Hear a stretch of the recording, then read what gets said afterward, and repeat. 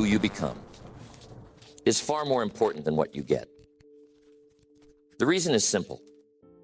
What you get can always be taken away, but who you become, no one can take that from you.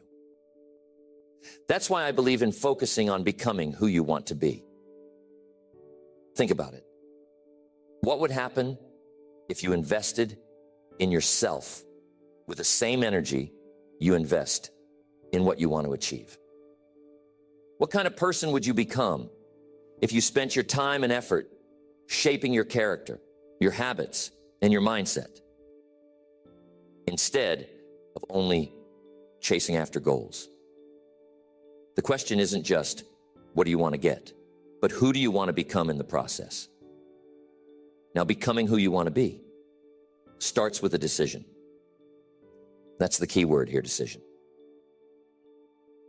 You've got to decide who that person is. What kind of person do you want to wake up as tomorrow? See, most people are living their lives based on who they've been told they are.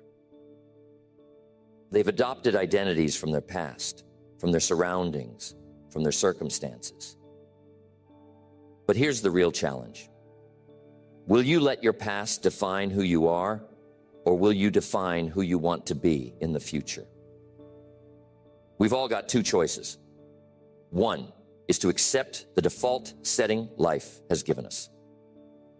The second is to intentionally design the kind of person we want to be. I'm telling you, it takes effort, but the rewards are endless.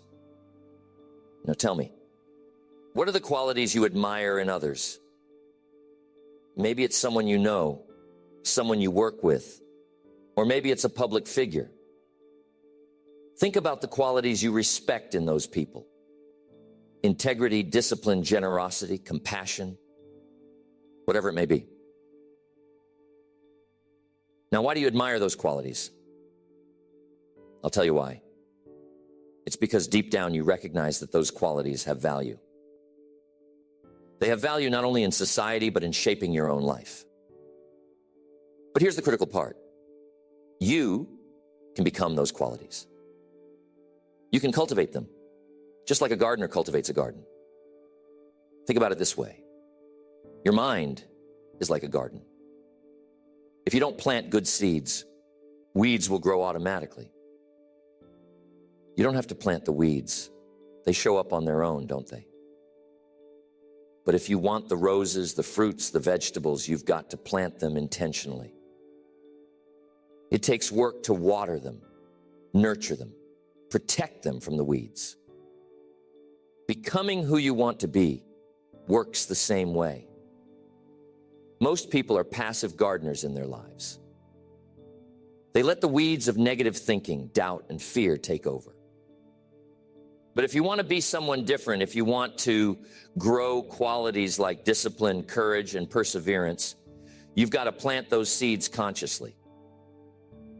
You've got to work on them daily. You've got to water them with effort, with attention, with intention. So, how do we plant these seeds in our minds, in our lives, and in our actions? It starts with vision. You've got to have a clear picture of the person you want to become. Just like a gardener has a plan for what to plant, where to plant it, and when to water it, you've got to have a plan for yourself. You can't just say, I want to be successful, or I want to be happy. Those are too vague. You've got to be specific. What does success mean to you? What does happiness look like? Who is the person who lives in that state of success and happiness? Write it down. Get a pen and paper and start writing.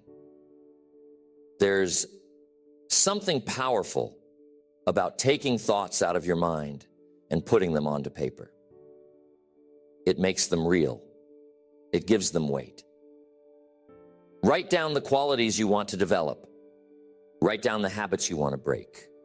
Write down the vision of who you want to become.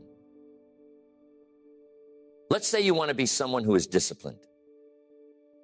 You admire people who can stick to their goals and see them through. Now, if you want to become that person, you've got to start practicing discipline every day. It's not enough to want it. You've got to do it. And how do you practice discipline? It's in the small things.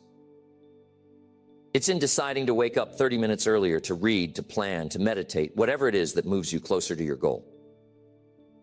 It's in making the decision to stick to your schedule when your mind tries to convince you to take it easy. See, discipline isn't a big, flashy thing. It's not about making one grand decision that changes everything. It's about the little choices you make every single day. And as you make those choices, something happens. You start to see yourself differently. You start to believe that you are disciplined. And once you believe it, it becomes a part of you. You've planted that seed, and now it's growing. The same goes for any other quality you want to develop. Maybe it's courage. You want to become someone who faces fear head on, who doesn't back down from challenges. Well, how do you practice courage? You don't need to wait for some life-threatening situation to come along. You practice it in the small moments, by speaking up when you're afraid to, by stepping outside of your comfort zone, by taking on a project that intimidates you. Every time you choose to act, despite the fear, you're cultivating courage. You're becoming more of who you want to be. And remember, who you want to become is directly connected to the people you surround yourself with. It's an old idea, but it's as true today as it was centuries ago. You become the average of the 5 people you spend the most time with. If you spend your time with people who complain, who make excuses, who don't push themselves to grow, guess what? That's who you'll become. On the other hand, if you surround yourself with people who are positive, who are disciplined, who are constantly improving, that's who you'll start to become. Don't get it twisted. I'm not saying you should cut people out of your life, but I am saying you've got to be conscious of the influence others have on you. Pay attention to it. If you want to become someone who is positive, generous, and hardworking, find people who embody those qualities and spend more time with them. Learn from them. Observe how they think, how they act, how they respond to challenges. The more you're around that energy, the more it will rub off on you. Here's another key point to all of this. Learn how to talk to yourself. We've all got that voice in our heads, don't we? It's constantly talking, constantly judging, constantly interpreting the world around us. The problem is most people let that voice run on autopilot.